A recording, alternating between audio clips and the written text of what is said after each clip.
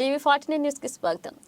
సిరివెల్ల మండల కేంద్రంలోని ఎంపీటీఓ కార్యాలయంలో వైఎస్ఆర్ ఆసరా 4వ విడత ప్రారంభోత్సవం శుభ సందర్భంగా విచ్చేసిన ఎమ్మెల్యే గంగుల విజేంద్రారెడ్డికి ఎంపీపీ నాయక్ మహమ్మద్ వసీం ఘనంగా స్వాగతం పలికారు. సిరివెల్ల మండలంలోని 972 స్వయం సహాయక సంఘాలకు 4వ విడత వైఎస్ఆర్ ఆసరా 8,31,63,000 చెక్కును ఎమ్మెల్యే గంగుల విజేంద్రారెడ్డి చేతుల మీదుగా అందజేశారు. వైఎస్ఆర్ ఆసరా పొందిన మహిళలకు హర్షం వ్యక్తం చేసి సీఎం జగన్ చిత్రపటానికి పాలాభిషేకం చేశారు. ఈ కార్యక్రమం ఎమ్మెల్యే గంగుల విజేంద్రారెడ్డి మాట్లాడుతూ ఆళ్లగడ్డ నియోజకవర్గంలో ఉన్న ప్రతి గడప గడపకు వెళ్లి సంక్షేమ పథకాలు అందాయా లేదా అని అడిగి తెలుసుకుని ఒకవేళ అందకపోతే అక్కడే ఉన్న అధికారులకు చెప్పి పరిష్కారం చేశామన్నారు. నేను తిరిగిన గడప గడపకు ప్రోగ్రాం నా చరిత్రలో రికార్డు అన్నారు.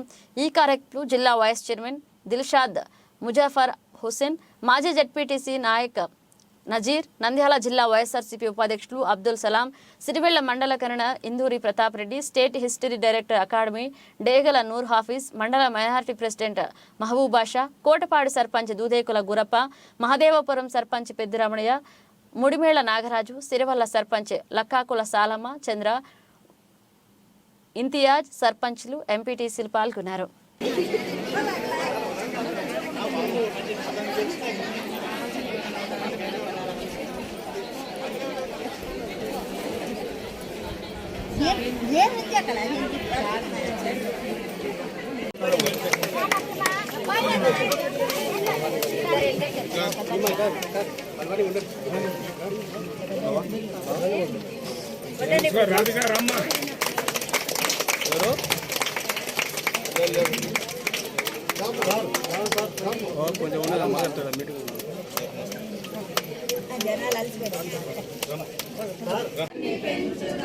స్వర్గమన్నదెక్కడున్న నేలపైకి దించుదాం, నేలపైకి దించుదాం.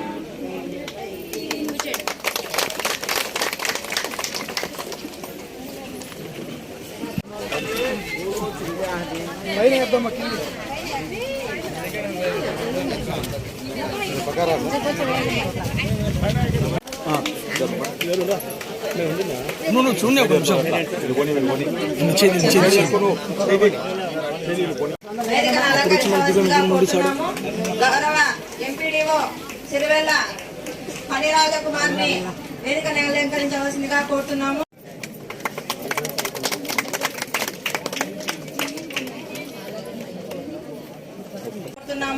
అదేవిధంగా ఇందూరి ప్రతాప్ రెడ్డి గారు,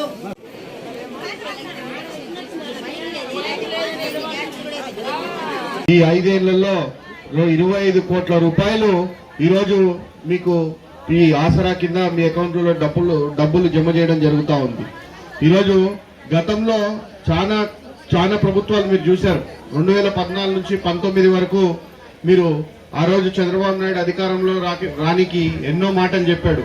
ఆ రోజు మహిళలందరికీ కూడా బేషరతుగా పొదుపు రుణమాఫీ చేస్తానని చెప్పాడు. మీ బంగారం బ్యాంకులలో ఉంటే ఇంటికి తెచ్చిస్తానని చెప్పాడు. కానీ దాని ఊసే లేదు.